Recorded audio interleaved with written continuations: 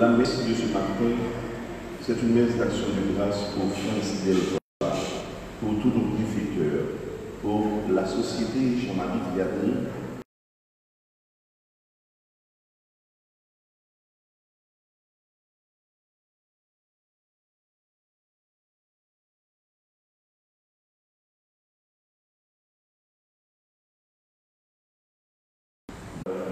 là présent pour cette belle fête de l'Épiphanie. Épiphanie, épiphanème, manifestation. Jésus s'est manifesté comme la lumière de toutes les nations. Il est notre lumière. Jésus nous le rappelle dans l'Évangile, celui qui me suit ne marchera point dans les ténèbres. Nous sommes invités à accueillir cette lumière dans chacune de nos existences et à reconnaître également cette part d'ombre dans chacune de nos vies.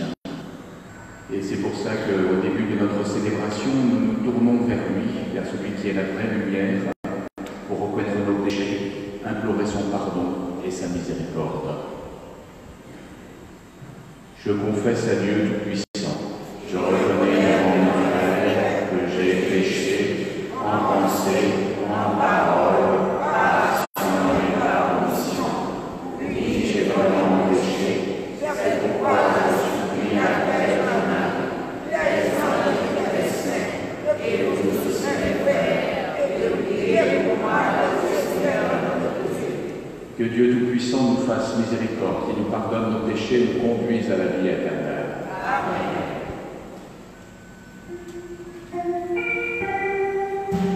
Yeah.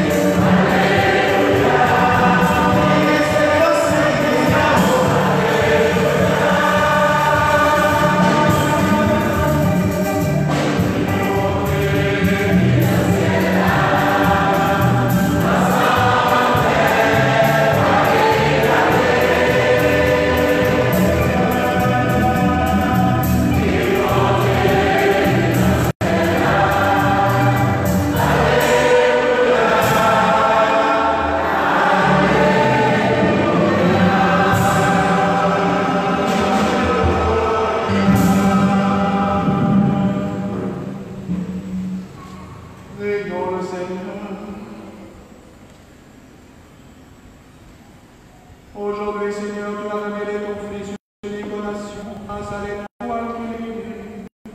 Viens nous accorder à nous qui te connaissons déjà par la foi. Viens nous porter jusqu'à la guérison de ta splendeur. À ton Fils, notre Seigneur et notre Dieu, qui vit et règne fort dans Saint-Esprit, maintenant et pour les siècles des siècles.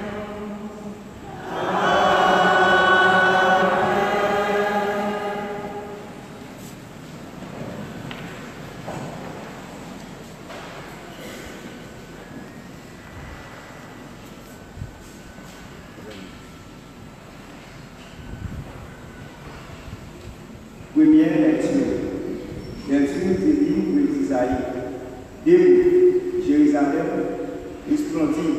Elle est venue, la lumière et la gloire du Seigneur s'est levée.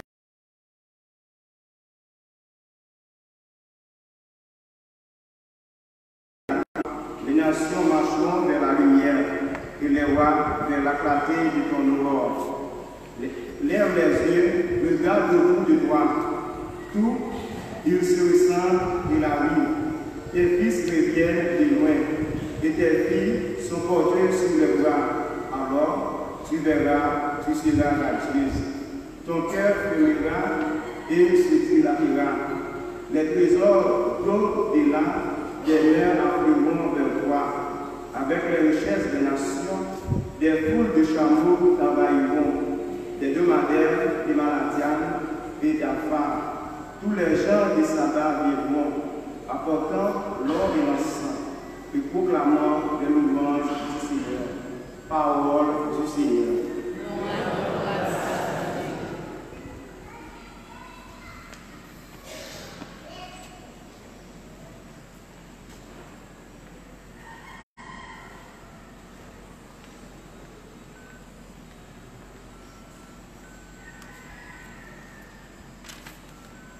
Parmi toutes les nations, Seigneur, on connaîtra ton salut.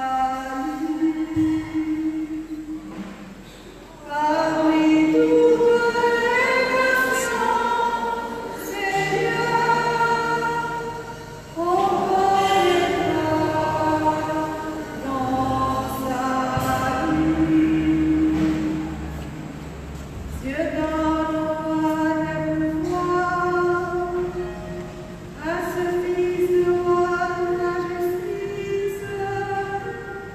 Il gouverne ton peuple avec justice. Il fasse droit aux malheureux. Parmi toutes les nations, Seigneur, on connaîtra ton salut. En ces jours-là, régnera la justice. Dans le peuple jusqu'à la fin des luttes. Il domine de la mer à la guerre. Et du fleuve jusqu'au bout de la terre. Parmi toutes les nations,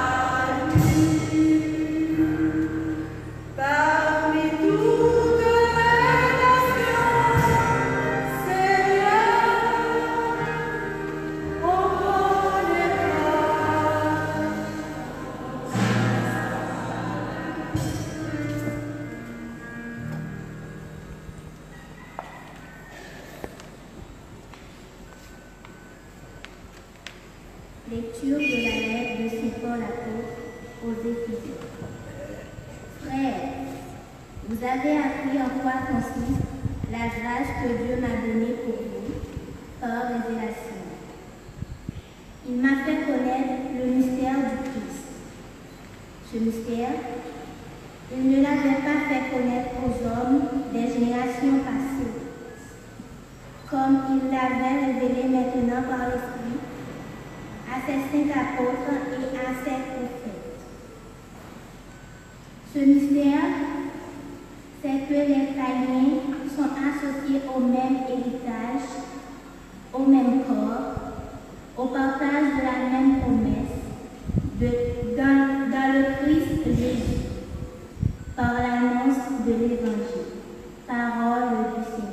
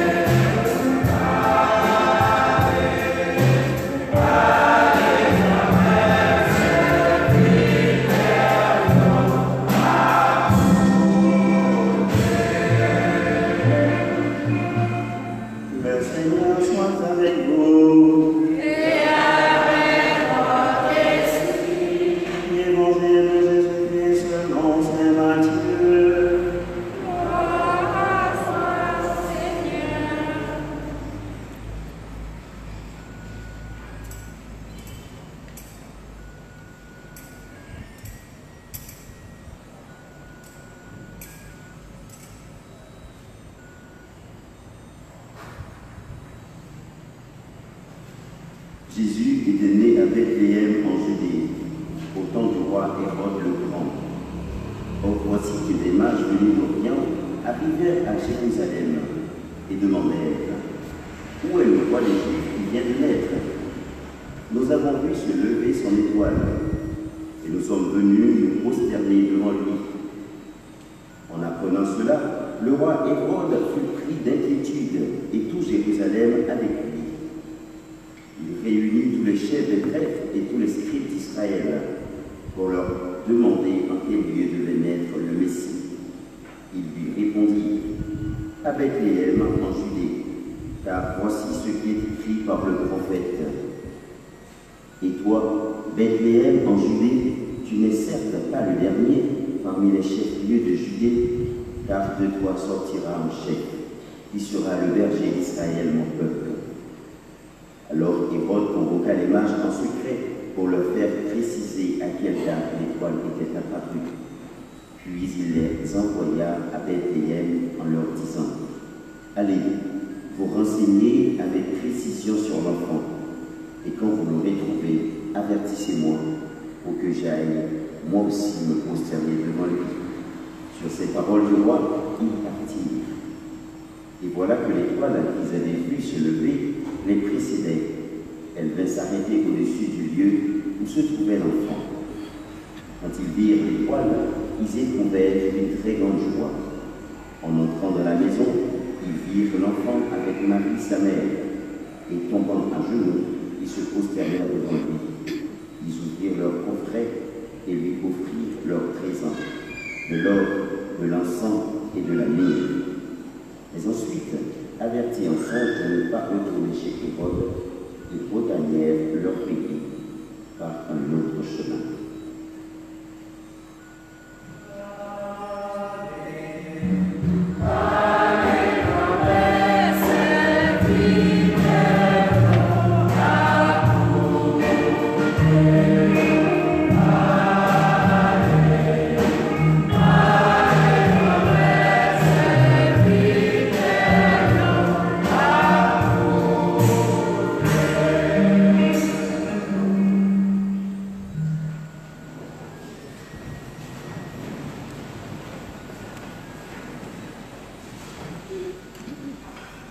Voilà, c'est une grande joie, frères et sœurs, de pouvoir célébrer cette fête de l'Épiphanie avec vous, qui est une fête majeure de l'Église, qui vient clôturer ce beau temps de la nativité de notre Seigneur. C'est une grande joie parce que Jésus s'est manifesté comme celui qui est la lumière des nations. Nous avons entendu à l'instant dans l'Évangile selon saint Matthieu, nous avons entendu parler de ces mages. Ces mages se sont mis en route, ils se sont mis en marche à la suite d'une étoile.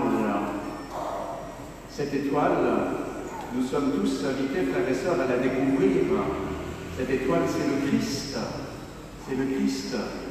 Et notre vie doit être polarisée sur lui, orientée vers lui, aimantée vers lui, parce qu'il est la lumière de toutes les nations. Je suis la lumière du monde, celui qui me suit ne marchera point dans les ténèbres.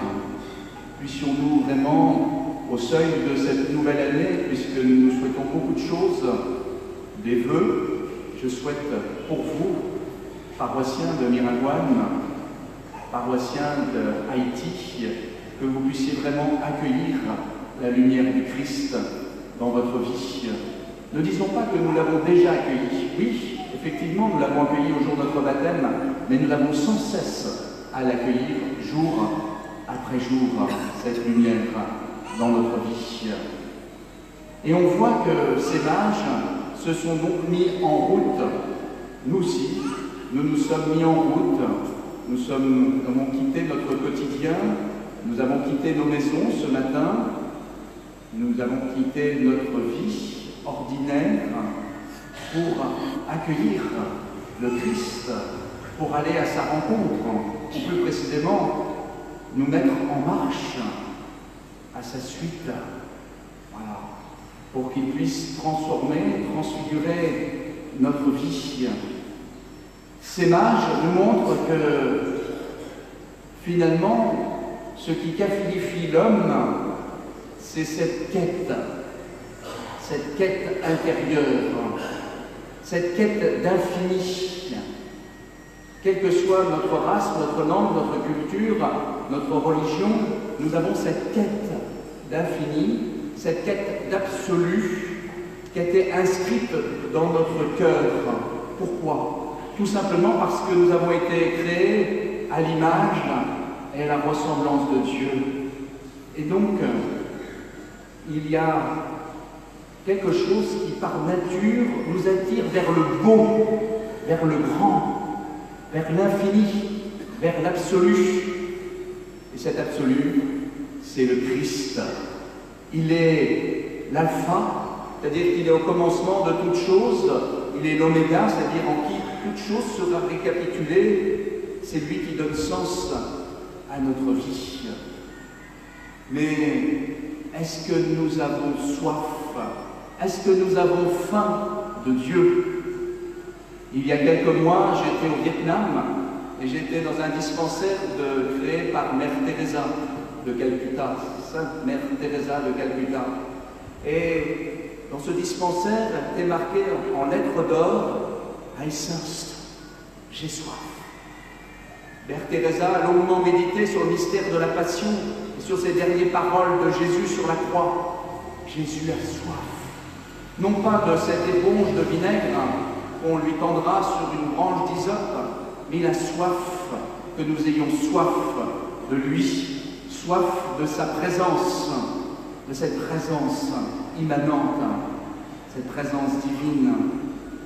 Voilà. Avons-nous faim et soif? Qui vient à moi n'aura plus jamais faim. Celui qui croit en moi n'aura plus jamais soif. Est-ce que nous sommes pleinement convaincus dans un monde matériel, dans un monde sécularisé? Est-ce que nous avons faim et soif de l'essentiel, qui est le Christ, qui a dit que sa chair est une vraie nourriture, que sa parole est une vraie nourriture? Est-ce que nous avons faim et soif comme les mages dont nous avons entendu parler dans l'Évangile selon saint Matthieu? Ils se sont mis en route. Alors c'est ce que je vous souhaite, c'est que nous puissions nous mettre en route. Et en arrivant à Jérusalem, tout d'un coup, l'étoile a disparu. Elle s'est comme obscurcie. Mais comme il peut y avoir dans chacune de nos existences des moments plus obscurs, des moments où on ressent moins la présence de Dieu, et pourtant Dieu est présent. Dieu est toujours présent de nos côtés. Il nous l'a dit, je serai avec vous tous les jours jusqu'à la fin des temps. Et parfois, il y a des moments de trouble, des moments difficiles que nous pouvons être amenés à traverser, la maladie, le deuil de nos proches. Tout cela peut parfois nous bouleverser, il y a parfois des tempêtes. Mais au milieu de la tempête, n'oublions jamais, c'est le Christ qui est là et qui gouverne.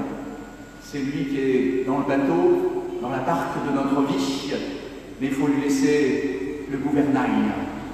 Alors les mages arrivent à Jérusalem et ils vont interroger le roi, Hérode le Grand. Hérode ne sait pas grand-chose, alors il interroge les scribes, il interroge les chefs des prêtres. Alors on va regarder dans l'Écriture, on va regarder où doit naître le roi des Juifs. Et on trouve dans le livre de Michée au chapitre 5, à Bethléem en Judée. À Bethléem en Judée. Tu n'es certes pas le dernier parmi les chefs-lieux de Judée, car de toi sortira un chef qui sera le berger d'Israël, mon peuple. C'est donc dans l'Écriture, la parole de Dieu, qu'ils vont trouver la direction. Et nous aussi. C'est dans l'Écriture, la parole de Dieu, que nous trouverons la direction de notre vie, l'orientation de notre vie.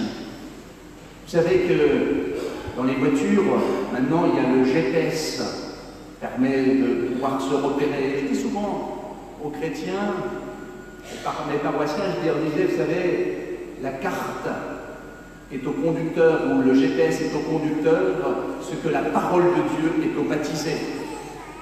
Une belle image, hein? Voilà, le GPS, la carte routière, est au conducteur, ce que la Bible est aux chrétiens, aux baptisés. Mais est-ce que nous aimons la parole de Dieu?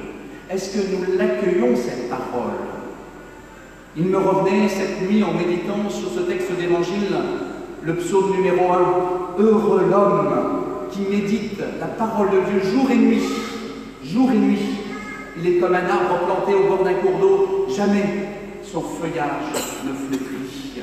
Heureux l'homme qui médite la parole de Dieu jour et nuit. » Nous avons tous des portables, j'en ai vu là tout à l'heure, je suis trébuché en marchant parce que vous êtes venu le recharger à l'église. La parole de Dieu, vous pouvez l'avoir aussi sur votre portable. Ça ne prend pas beaucoup de place, la parole de Dieu. Nous en nourrir cette parole. Celui qui garde ma parole, mon Père l'aimera, nous viendrons chez lui et nous ferons chez lui notre demeure. Ouais, cette parole, nous avons vraiment à nous en nourrir. Et c'est le deuxième souhait que je formule pour vous au début de cette nouvelle année, que cette parole puisse vous guider. Elle puisse devenir nourriture, elle puisse demeurer dans votre vie. Mais pour qu'elle puisse demeurer, je le disais souvent à mes paroissiens, il faut la connaître par cœur. Pour la connaître par le cœur, il faut la connaître par cœur. Alors faites un petit exercice. À chaque messe que vous venez, chaque jour, vous retenez un verset de la Bible. Et tout au long de la journée, vous ruminez la parole de Dieu, vous ruminez la parole de l'Écriture, et vous la retiendrez. Et elle viendra comme pénétrer dans votre vie, pénétrer de l'intérieur. Le pape Benoît XVI parlait de la parole qui est une parole performatrice. Elle nous perfore de l'intérieur. Petit à petit, elle nous transforme et elle nous rend à l'image de celui qui est la parole même du Père, c'est-à-dire le Verbe, celui que nous avons cueilli à Noël. Oui, nous devenons à ce moment-là, comme dit saint Paul, ce n'est plus moi qui vis, mais c'est le Christ qui vit en moi. Alors les mages se sont mis en route, après cette parole, ils se sont mis en route jusqu'à Bethléem, et ils ont découvert le berceau de l'enfant. Cet enfant nouveau-né, emmailloté, couché dans une mangeoire, il était là, avec Marie et Joseph. Cette fête de l'Épiphanie est une fête de la contemplation. Nous avons à contempler ce mystère, ce beau et ce grand mystère. Le curé d'Ars, Saint Jean-Marie Vianney, disait que nous sommes nés deux fois. Une fois à l'incarnation, une fois au mystère de la passion et de la résurrection de notre Seigneur Jésus-Christ. Ce sont les deux facettes d'un seul et même mystère, intrinsèquement liés l'un à l'autre. Nous ne pouvons pas en rester au mystère de la Nativité sans aller au mystère pascal du Christ, à l'offrande de Jésus sur la croix, corps livré sans verser, pour que nous ayons la vie, que nous l'ayons en abondance. Oui, le mystère pascal éclaire le mystère de la Nativité. Il l'éclaire de l'intérieur. Ainsi, nous entrons dans cette intelligence du mystère de Dieu. Voilà. Alors, je formule un troisième souhait, que nous puissions entrer toujours plus dans le mystère de Dieu, le mieux le comprendre, pour mieux en rendre compte. Comme dit Saint Pierre dans sa lettre, il dit « Soyez toujours enclins à rendre compte de l'espérance qui vous habite. Soyez toujours enclins à rendre compte de l'espérance qui vous habite. » Et oui, dans un monde où, j'imagine, je suis passé, ça fait quelques jours que je suis en Haïti, mais j'ai vu des sectes, j'ai vu des gens qui ne confessaient pas forcément la même foi en Jésus-Christ, mais nous avons à témoigner de la beauté et de la joie de l'Évangile. Soyez toujours enclins à rendre compte de l'espérance qui vous habite. Malheur à moi, dit saint Paul, si je n'annonce pas l'Évangile. N'ayons pas peur. N'ayons pas peur. C'est ce que disait le pape Jean-Paul II. Ouvrons toutes grandes les portes au Rédempteur, au Christ. N'ayons pas peur. Non pas avoir peur, parce que le Christ est là. Et c'est lui qui, par la grâce de l'Esprit Saint, nous donne la force de témoigner pour que notre parole soit une parole de feu. Je suis venu allumer un feu sur la terre, et comme je voudrais qu'il soit déjà allumé. Et puis, ils vont apporter trois cadeaux de l'or, de l'encens et de la myrrhe. C'est quand même bien surprenant, frères et sœurs, apporter de l'or, de l'encens, de la myrrhe à un jeune couple qui vient d'avoir un enfant. Je leur apporter des layettes, je ne sais pas, des choses de première importance qu'on a besoin pour la vie de cet enfant. Et là, c'est intéressant parce que si Dieu nous les a mis, les a mentionnés, c'est qu'ils nous disent quelque chose. L'or, c'est le signe de la royauté. Jésus est notre roi. Et il doit régner sur nos existences, sur notre vie économique, tout ce que nous pouvons organiser dans la société doit être régi par lui. Le monde des affaires, le monde de la politique, tout, le Christ doit régner en toutes choses dans nos existences, dans l'honnêteté que nous pouvons avoir aussi dans les affaires. Celui qui sera digne de confiance dans de petites choses, dit Jésus, ce sera aussi dans de grandes. Voilà, l'honnêteté.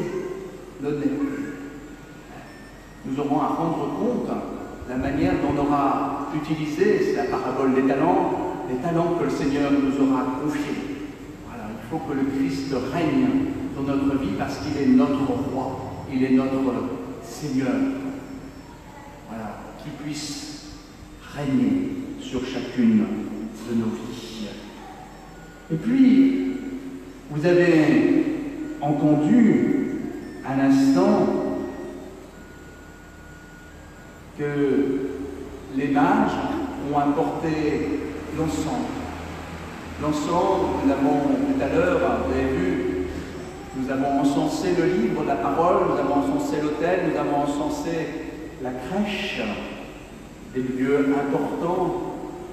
Ça me rappelle ce psaume 140 que vous connaissez par cœur certainement, que cet encens s'élève comme notre offrande, que nos mains s'élèvent comme notre prière du soir.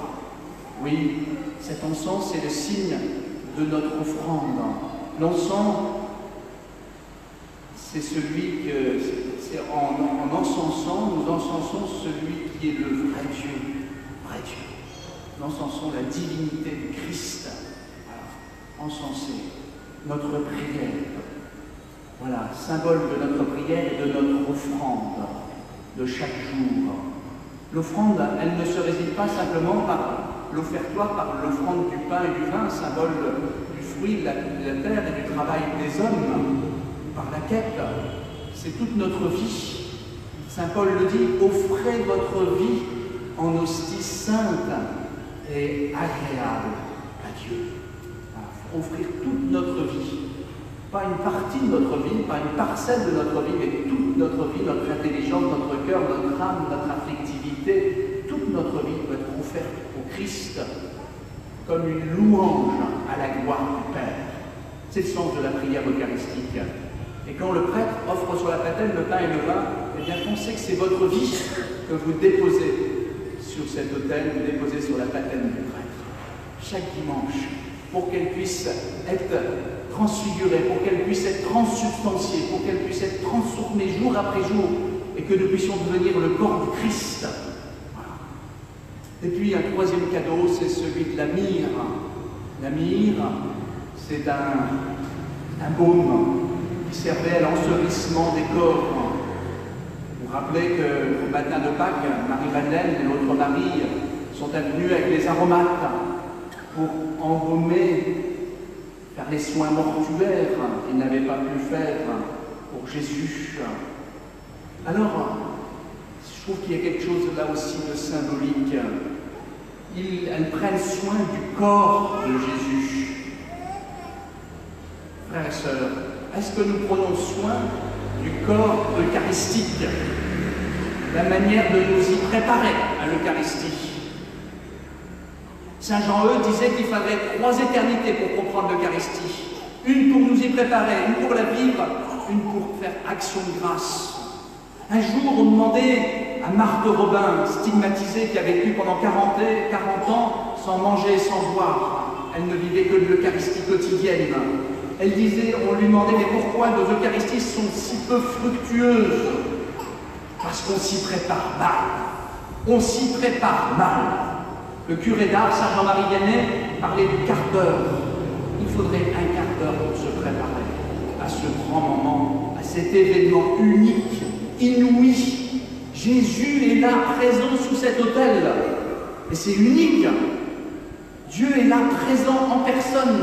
Qui me voit, voit le Père, dit Jésus. Voilà.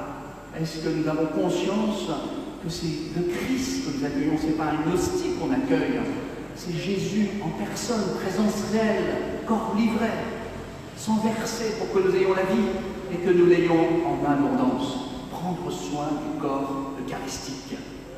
Prendre soin du corps que nous sommes. C'est-à-dire, nous sommes le corps du Christ. Nous sommes le temple de l'Esprit Saint. Ce corps que le Seigneur m'a donné, je ne peux pas faire n'importe quoi de ce corps, puisqu'il est le temple de l'Esprit Saint. Saint Paul dit, il y en a qui ont pour Dieu leur ventre.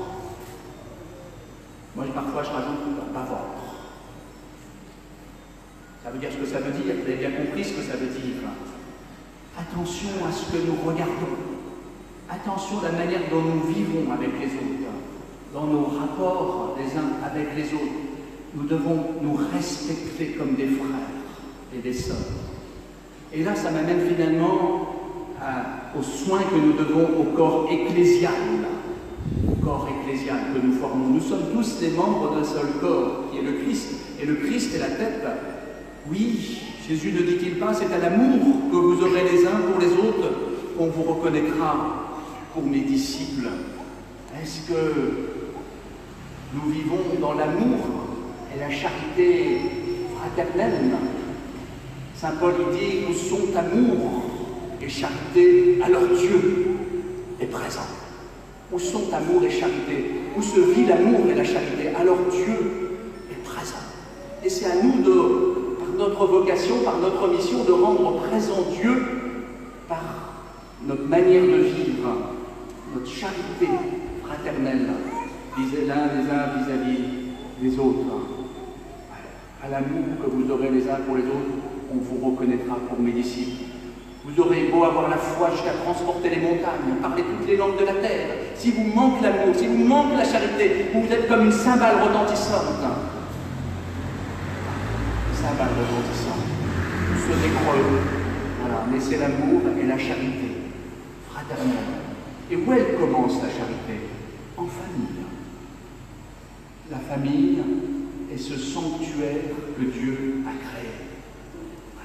Ce sanctuaire. Lorsque 2 ou 3 sont réunis en mon nom, je suis là au milieu d'eux. Voilà. Et nous sommes cette petite église en miniature. Voilà. Et il y a peut-être des pardons à dire, à signifier entre époux, épouses, entre parents et enfants, ou les enfants vis-à-vis des parents. Voilà. Je vous invite dans cette fête de l'Épiphanie pour que la lumière puisse transparaître, pour que la lumière du Christ et la lumière des nations puissent transparaître. Et des petites paroles de réconciliation, de tendresse, les uns vis-à-vis des autres. Oui, c'est à l'amour que vous aurez les uns pour les autres qu'on vous reconnaîtra pour mes disciples. Puis pensons aussi aux plus pauvres, aux plus vulnérables. Oui, là aussi, le Seigneur a une prédilection pour les plus pauvres. Voyez, au soir de Noël, ce n'est pas au roi Hérode, ce n'est pas aux bourgeois de Jérusalem, ce ne sont pas aux notables de Jérusalem que Dieu a voulu se manifester, mais aux bergers, à des pauvres, parce que leur cœur était disponible à la bonne nouvelle. Disponible à la bonne nouvelle. Alors, cette bonne nouvelle, nous sommes invités à l'accueillir. Vous le finirez tout simplement parce qu'il nous était dit dans la deuxième lecture, oui, c'est que les païens sont associés au même héritage, au même corps, à la même promesse dans le Christ Jésus par l'annonce de l'Évangile. Oui, nous sommes tous associés, quelle que soit notre race, notre langue, notre culture, au même héritage, à la même promesse, au même corps, qui est le Christ. Eh bien, je formule un dernier vœu en nous portant tous dans la prière, que nous puissions accueillir cette belle promesse, cette espérance dans la vie éternelle. Amen. Amen.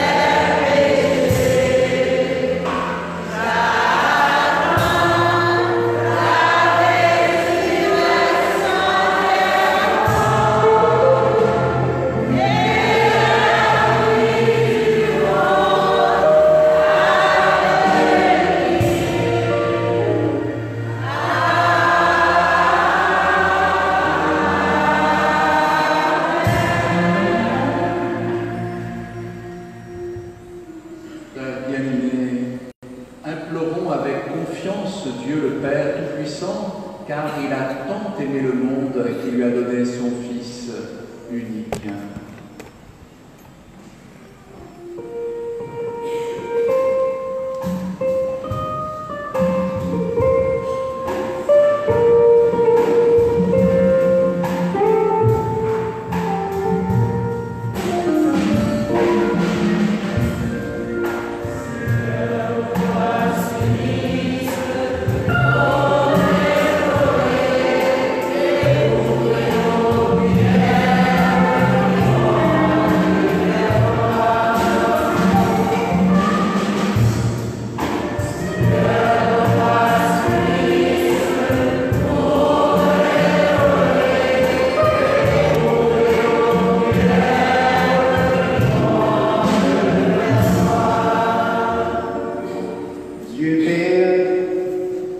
Fortifie ton Église et donne aux femmes et aux hommes que tu as choisis la grâce de collaborer efficacement pour montrer l'étoile de Jésus Sauveur du monde à notre monde d'aujourd'hui. Nous t'en prions.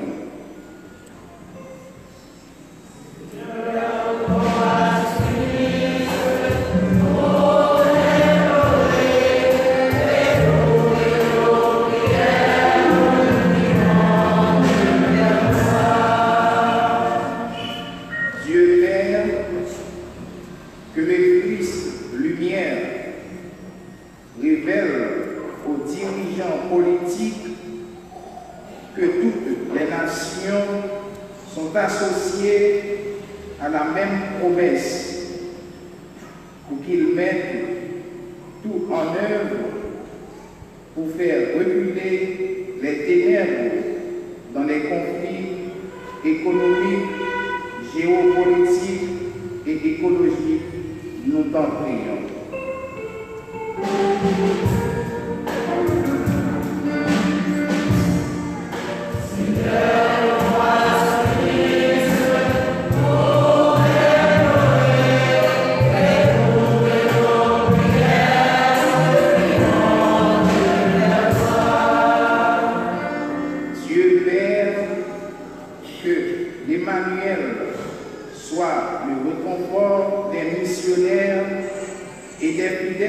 Persécutés à cause de leur foi, qu'ils soient l'espérance des personnes qui cherchent et de celles qui doutent, qu'ils soient lumière pour l'humanité blessée et tout spécialement pour les enfants malades. Nous t'en prions.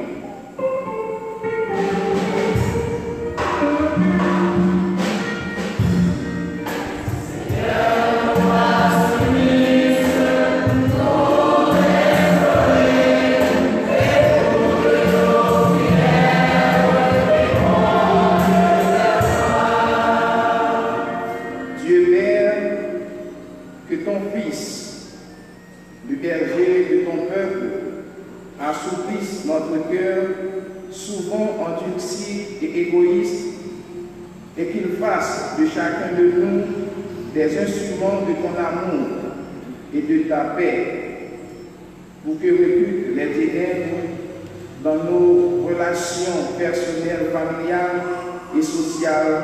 Nous t'en prions.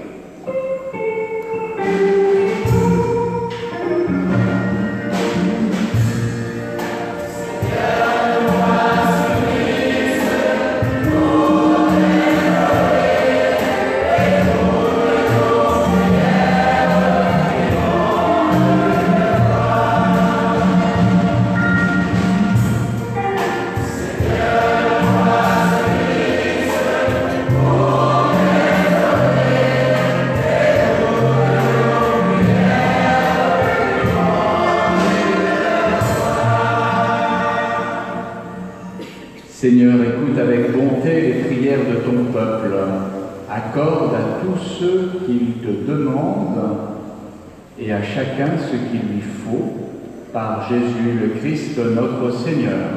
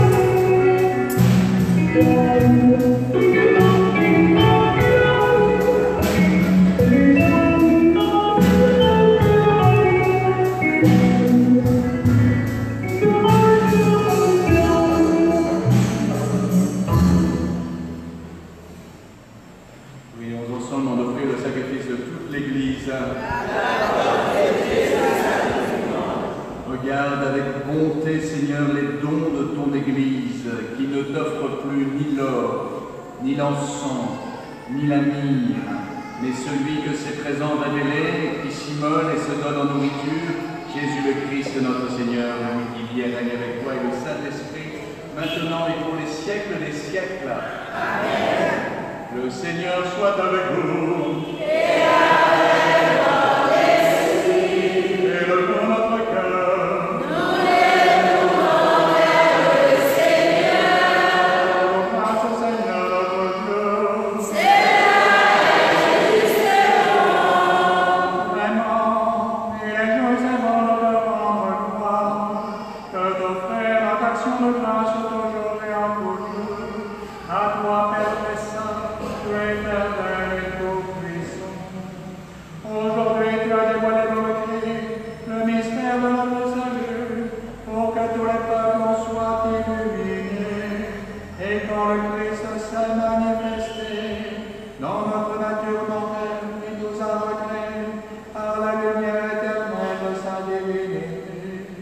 C'est pourquoi, avec les anges et les archanges, avec les puissants nombres et tous les esprits bienheureux, nous chantons l'hymne de ta gloire et sans fin nous proclamons.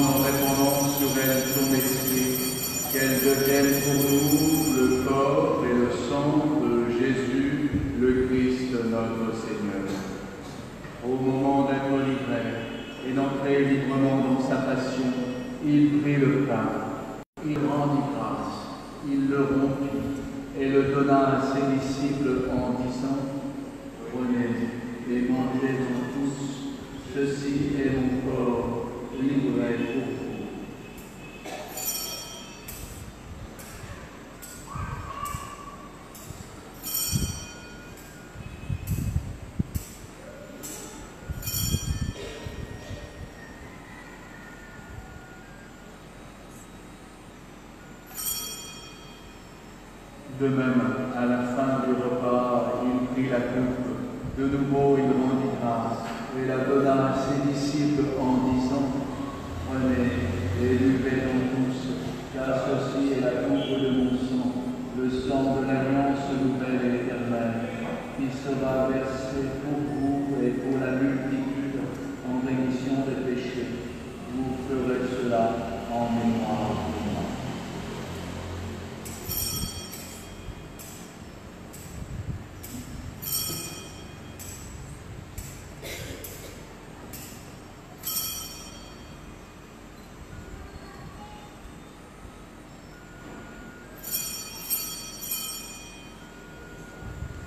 Il est grand le mystère de la foi.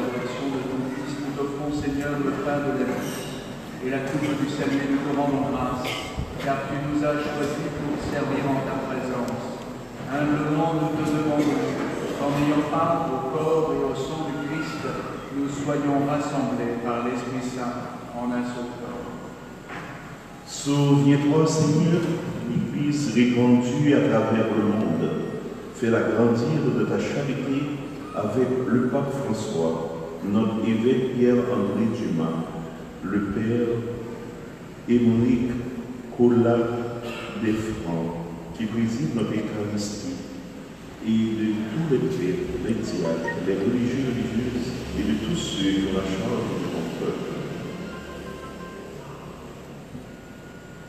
Souviens-toi aussi de nos frères et sœurs qui se sont endormis dans l'espérance de la résurrection et de tous les hommes et les femmes qui ont quitté cette vie.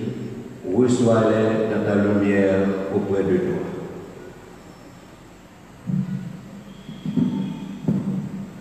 Sur nous tous, enfin, nous implorons ta bonté. Spécialement, nous voulons te dire merci pour Franz Delva et tous nos bienfaiteurs. Nous voulons te prier pour la guérison de Maud Isma, Marie-Josée Philogène, Marie-Josée Nazaire-Leblanc. Oui, nous voulons te prier pour Emmanuel Laguerre à l'occasion de son anniversaire de naissance. Permets qu'avec la Vierge Marie, la bienheureuse Mère de Dieu, avec les apôtres et les saints de tous les temps, avec Saint Joseph, l'époux de la Vierge Marie, qui ont vécu dans ton amitié, nous ayons part à la vie éternelle et que nous chantions ta louange par Jésus-Christ, ton Fils bien-aimé.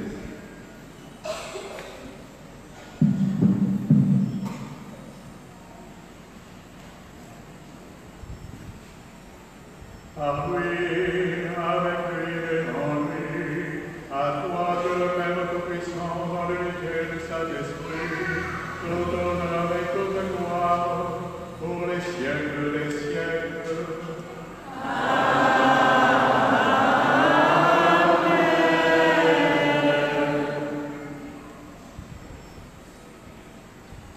Unis par le même esprit, nous pouvons dire avec confiance la prière que nous avons reçue du Sauveur.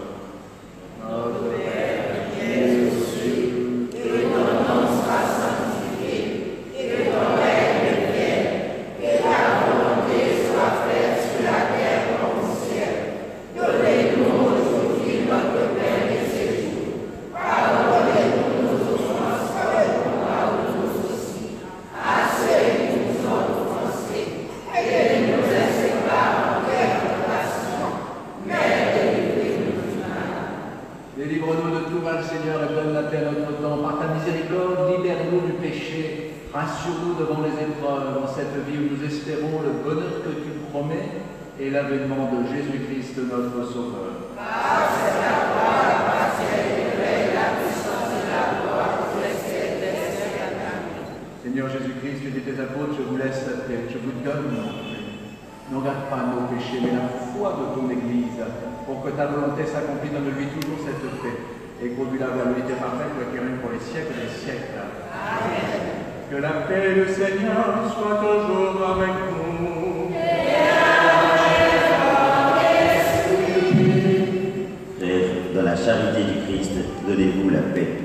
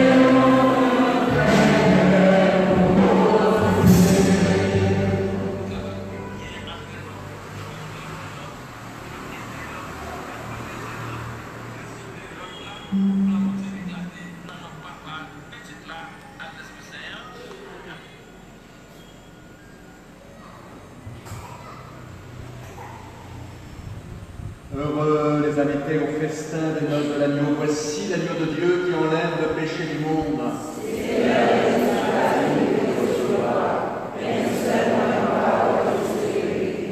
Que le corps du Christ nous garde pour la vie éternelle. Amen.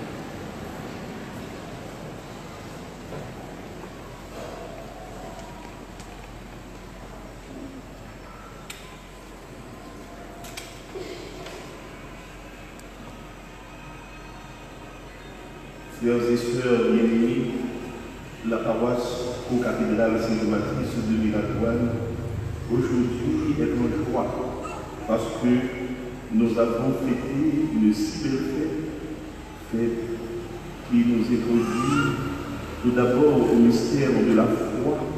Il est grand ce mystère et nous sommes joyeux d'accueillir notre Père prédicateur tout d'abord pour notre paroisse, pour cette messe dominicale, et ensuite pour la retraite sacerdotale des prêtres du diocèse de la Savoie et de Miradoine, le Père Émeric Colas Desfrancs. Merci, cher Père, modérateur de la société de Jean-Marie Vianney, pour, premièrement, le cadeau de ta visite parmi nous, ici à Miradoine et dans notre diocèse de l'Émile et Haïti. Nous te disons merci aussi pour ta prédication. Beaucoup de cadeaux, beaucoup de souvenirs.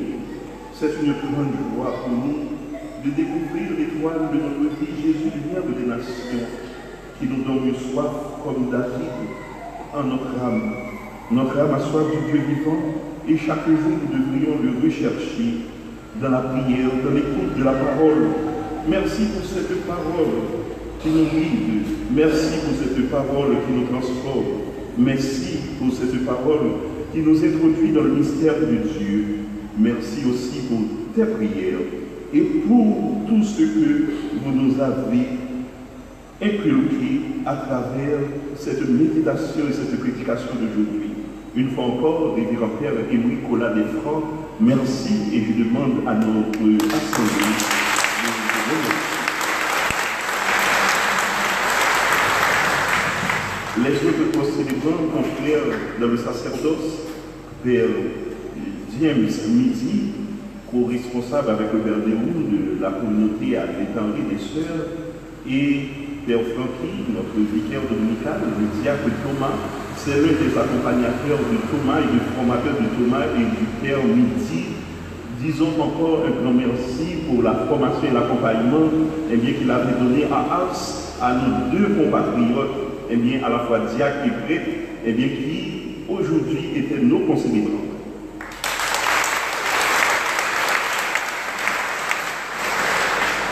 Merci à la chorale et aux musiciens, merci aux internautes, merci à tous nos fidèles et à tous ceux qui ont pris une part active, pleine et consciente à travers cette célébration.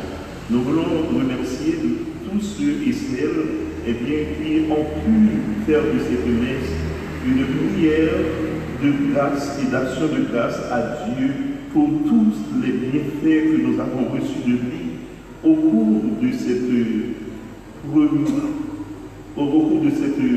première semaine de l'année. Et nous voulons remercier aussi les membres d'accueil, les enfants de cœur, les ministres de l'Eucharistie, les lecteurs et les lectrices, celles qui ont psalmodié le psaume, les musiciens et tous ceux et celles qui viennent pour la première fois ici en la cathédrale de Saint-Baptiste pour prier avec nous. Et je vous rappelle qu'il y aura une petite communication qui concerne les lecteurs de la communauté, donc de cette paroisse. Donc les lecteurs devraient rester pour 10 minutes seulement, pas plus, donc pour une petite communication. N'oubliez pas, comité liturgique, vous avez réunion lundi, s'il plaît à Dieu, à l'heure habituelle au même local. Mercredi, adoration du Saint-Sacrement, prière et dévotion, nous attendons tout le monde. Et toute la semaine, nous avons l'office de la parole de Dieu et nous aurons aussi avec vous le diacre Thomas qui est là à la paroisse, donc ne le laissez pas seul. Donc moi, je serai en retraite. Et je vous dis déjà, bon dimanche, bonne semaine de prière et de grâce. Et n'oubliez pas, ce soir, il n'y aura pas de messe. Eh bien, c'est pour dimanche prochain. Merci beaucoup.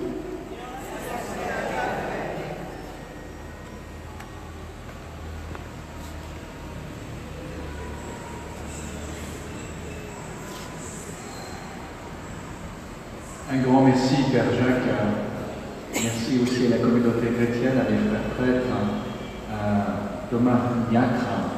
Voilà, nous avons la grande joie à Ars d'accueillir des séminaristes du monde entier, du Bénin, de Chine, de Russie, du Vietnam, Haïti.